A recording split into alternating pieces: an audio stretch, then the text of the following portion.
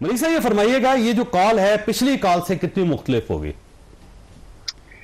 चौधरी साहब बहुत शुक्रिया सर। देखिए, मुझे लगता है फ्रैंकली कि ये कॉल जो आपने बड़ा वैलिड पॉइंट उठाया है कि मोहतरमा हलीमा खान साहिबा ने इसका ऐलान क्यों किया। मुझे लगता है कि ये बड़ा सोच समझ के इमरान खान साहब ने ये ऐलान उनसे करवाया है कि यही समझा जाए कि ये ट्रू रिप्रेजेंटेशन है और ये इमरान खान की कॉल है, ये पाकिस्तान तहरीक इंसाफ की कॉल नहीं है। और जो एक, मैं इसे कहता हूं कि एक लास्ट डिच एफर्ट है पाकिस्तान तहरीक इंसाफ की जानिब से, इमरान खान साहब की जानिब से, कि ऐसे हालात क्रिएट किए जाएं जहां पर रियासत, रियासती इदारे, पाकिस्तान की एस्टेब्लिशमेंट खास तौर पर मजबूर हो जाए कि इमरान खान साहब के साथ कोई मामलात, मुज़ाकरात की बात चले। देखिए, जो मुतालबात उन्होंने रखे हैं वो तो नॉन स्टार्टर है। आपको भी पता है, मुझे भी पता है कि 26वीं आईनी तरमीम कैसे वापस हो सकती है, जो असीरान है जेल के अंदर उनकी रिहाई बगैर अदालतों के कैसे हो सकती है। तो ये जो कुछ किया गया है चौधरी साहब, ये एक बड़े सोचे समझे एक स्ट्रैटेजी के तहत किया गया है। लेकिन अब सवाल यह है कि क्या इसको हुकूमती इदारे, हुकूमत, पाकिस्तान की एस्टेब्लिशमेंट सीरियसली लेगी। वो उस हद तक सीरियसली लेंगे कि जहां उन्हें महसूस होगा कि ये कुछ हदें अबूर कर रहे हैं, तो वो फिर इन्हें सख्ती से निपटेंगे, क्योंकि पॉलिसी पाकिस्तान की एस्टेब्लिशमेंट की आज भी इमरान खान साहब की तरफ वही है जो पहले रोज थी। ये फरमाइएगा मनीष साहब के क्या वाकई डू एंड डाई है? खान साहब ने कहा है कि आखिरी खेल खेलो, आखिरी दाव लगाओ, जैसे एक लाहौर का होता है ना, एक कल्चर है कि वो कहते हैं एक बार करो, जो होता देखी जाएगी, और अगर कुछ ना हुआ तो फिर क्या ऑप्शन बचेगा खान साहब के पास? देखिए जैसा खान साहब की जो सियासत है आज की, उनको तो फ्रैंकली क्योस सूट करता है। वो इसलिए क्योंकि उनको ये पता है कि उनकी पाकिस्तान की एस्टेब्लिशमेंट से कोई बातचीत खातिर खां नहीं हो पाई, ना ही उनको कोई ऐसा रिलीफ मिल सका है जिससे मामलात दुरुस्त हुए हों। उनकी एहलिया भी एक अंडरस्टैंडिंग के तहत ही बाहर तशरीफ लाई है, जो कि अच्छी बात है। लेकिन वो इमरान खान साहब तक एक्सटेंड नहीं हो रही, बदकिस्मती से।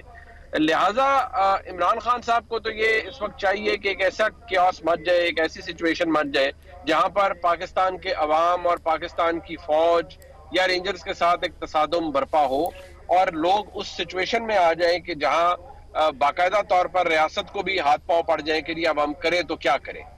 जहां तक इमरान खान साहब की तैयारी का, उनकी जमात का ताल्लुक है, देखिए अभी 10 दिन है, डिपेंड करता है कि पाकिस्तान तहरीक इंसाफ तैयारी क्या करके आती है। जो ऐसा बंदे इकट्ठे करना और बात है, उनको गैर मुअय्यना मुद्दत के लिए इस्लामाबाद तक बिठाना, इस्लामाबाद में बिठाना और बात है। देखिए, अगर गवर्नमेंट को वो F9 पार्क में कोई बैठ जाता है आकर, तो गवर्नमेंट का कारोबार तो डिस्टर्ब नहीं होता।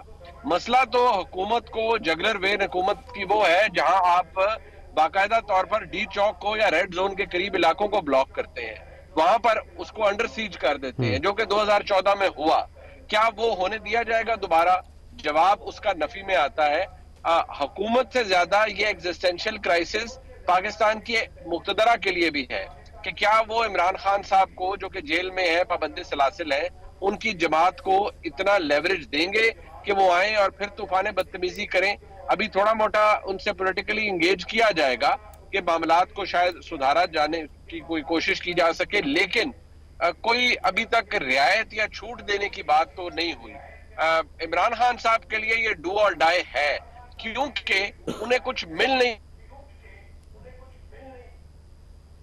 ये फरमाइएगा कि खान साहब की रिहाई शामिल नहीं है इस मुतालबात की लिस्ट में, तो इसका मतलब ये हुआ कि खान साहब अपने लिए लड़ रहे, पूरी कौम के लिए लड़ रहे। जी जॉय साहब, लोगों की कंजम्पशन के लिए तो यही कुछ है कि जी इमरान खान साहब कौम के लिए लड़ रहे हैं। जी, आप आवाज आ रही है आपको फारूक साहब? जो दस्ते साहब बोलिएगा। हुकूमत के सर पे है, वो हमें मुयस्सर। जी मेरी आवाज आ रही है सर? जी आ रही है, जी आवाज आ रही है? जी आ रही है सर। ये जो जंग है, ये दस्ते शफकत की जंग है जी। और इमरान खान साहब अपने आप को इक़्तिदार में वापस लाने के लिए, फौज के सामने काबिल कबूल बनाने के लिए ये सब कुछ कर रहे हैं। जो इमरान खान साहब की रिहाई है, असल ऑब्जेक्टिव तो वही है। और जो मैंने पहले अर्ज किया था, बेसिकली हालात को उस जगह लेके जाना है जहां उनकी रिहाई मुमकिन हो सके। जहां वो नेगोशिएशन की टेबल पर आ सके। देखिए, ना 26वीं आईनी तरमीम रोल बैक हो रही है, ना कोई ऐसी चीजें रोल बैक हो रही है। ये निहायती सतही किस्म के उनके जो डिमांड्स हैं, उनके नजदीक ये बहुत ज्यादा सख्त होंगे, बड़े संजीदा उनकी डिमांड्स होंगी, लेकिन मुझे इन पर कान धरता हुआ कोई नजर नहीं आ रहा। और इमरान खान साहब जो कर रहे हैं, मुझे लगता है कि अगर तसादुम हुआ तो उससे फायदा नहीं बल्कि पार्टी को शायद नुकसान हो जाएगा। इमरान खान साहब तो जिस तरह आपने भी फरमाया कि वो जेल में ऑलरेडी है, लेकिन पार्टी को शायद इससे नुकसान होगा। अच्छा मनीष साहब, ये फरमाइएगा सर, ये 24 नवंबर क्यों है? इमरान खान साहब के लिए इतना क्यों इंपॉर्टेंट है ये नवंबर और 24 नवंबर? वो 1-1.5 महीना 2 महीने मौखर भी कर सकते थे ताकि मौसम अच्छा हो जाता। इतनी सर्दी में उनके वर्कर्स को बाहर ना निकलना पड़ता। अब हीटिंग का बंदोबस्त करना पड़ेगा, खाने का बंदोबस्त करना पड़ेगा, टेंट्स का बंदोबस्त करना पड़ेगा। आखिर लोगों का इतना खुले आसमान के नीचे रहना आसान काम नहीं होगा। तो 24 नवंबर क्यों इंपॉर्टेंट है उनके लिए? तो सब आपको याद है कि जब फैज हमीद साहब को हटाया गया था बतौर डीजी आईएसआई, तो आईएसपीआर ने, फौज ने पहले इशू कर दिया था पोस्टिंग ऑर्डर और सारा कुछ, लेकिन इमरान खान साहब उस पर डटे रहे। फिर एक खास तारीख का उन्होंने बताया कि उस दिन होगा और उस दिन वो अपना ओहदा छोड़ेंगे। तो शायद कोई खास तारीख उनकी अहलिया मोहतरमा बुशरा बीबी साहिबा ने बताई हो अपने हिसाब के तवस्सुत से कि वो उस तारीख पर आप एहतजाज करें तो आपको फायदा होगा। मुझे तो यही लॉजिक समझ आती है, लेकिन फ्रैंकली अगर देखा जाए तो एहतजाज से फायदा कोई हासिल नहीं होता।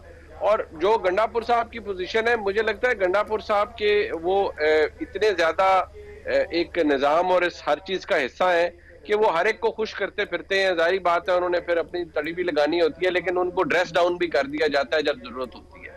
और वो फिर आपको पता है इस्लामाबाद में रहकर भी गायब हो जाते हैं। फिर वो 12 जिले क्रॉस करके, जिनका ज्योग्राफी आज तक मैं नहीं समझ सका, वो खैबर पख्तूनख्वा भी पहुंच जाते हैं। तो गंडापुर साहब तो इस निजाम का हिस्सा है। या आप जर्मनी जापान का बॉर्डर समझें तो। हाँ, मतलब और जो उनका दिल करता है वो कर लेंगे। वो आएंगे या थोड़ा बहुत धाड़ेंगे, कोई बातें करेंगे, लेकिन कोई उससे कोई एक्चुअली कोई बेनिफिट नहीं मिलेगा पाकिस्तान तहरीक इंसाफ को। और मुझे लगता है कि जो प्राइम ऑब्जेक्टिव है इमरान खान साहब का, वो शायद तसादुम है कि तसादुम से कोई अपॉर्चुनिटी निकल आए। ठीक, बेग साहब, क्योंकि इमरान खान साहब को पुराना जानते हैं, तो अब सवाल फिर वही है कि वो क्या सोच रहे हैं इस वक्त, क्या करना चाहिए? ये जो कुछ मखसूस लोग होते हैं लाइफ में जो सिर्फ ब्लफ करना जानते हैं, अगर आप उनका ब्लफ कैश करवा लें तो यकीन करें वो धड़म से जमीन पे बैठते हैं। इसकी ये आदत है, ये बातें बहुत बड़ी बड़ी करता है। और जो भी अपने आप को बड़ा दलेर, बड़ा बहादुर, बड़ा जंगजू, अल्लाह की कसम ऐसा नहीं है। ये लोग पागल हैं जो उसको नहीं जानते। ये इंतहाई डरपोक आदमी है। जैसा कि मैंने आपको बताया, लीडर भी कभी ऐसे काम करता है, डर के मारे बाहर नहीं निकलता। तो ऐसी सूरत में वो ब्लफ कर रहा है। तो जो अपोनेंट पार्टी है, एस्टेब्लिशमेंट है या गवर्नमेंट है, वो इसका ब्लफ कैश करवाएं, कुछ नहीं होगा। रियासत से बढ़ के कोई शख्स नहीं है और कोई इदारा नहीं है, कोई पॉलिटिकल पार्टी नहीं है। इसने कायम रहना है। ऐसे ब्लफ बहुत लोग करते हैं, कैश करवाएं। ठीक है।